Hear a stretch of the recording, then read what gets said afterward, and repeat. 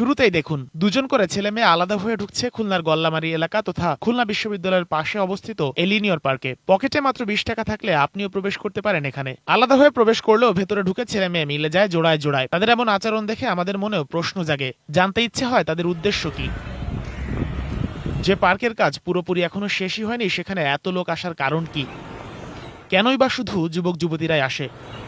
বিষয়টা সন্দেহের, তাই আমরাও তাদের পেছন পেছন যেতে চাই। সঙ্গে থাকুন আপনারাও, দেখতে থাকুন কি হয়। হঠাৎই চোখ পড়লো একটি বেঞ্চে। রোদ নেই, বৃষ্টি নেই, তারপরও বেঞ্চে বসে থাকা তরুণ তরুণীরা ছাতার নিচে। বুঝতে বাকি থাকে না, ছাতার নিচে মেয়েটা বসে আছে আর শুয়ে থাকা ছেলেটির মাথা মেয়েটির কোলের ওপর। আর ভেতরে কি হচ্ছে তা না হয় আপনারাই বুঝে নিন। পাশেই আরো একটা ছাতা ঢাকা যুগল। আমাদের উপস্থিতিতে তারা একটু বিরক্তই হলেন। আসলে এমন মুহূর্তে বিরক্ত করা একদমই উচিত হয়নি। এখানে আর থাকা গেল না,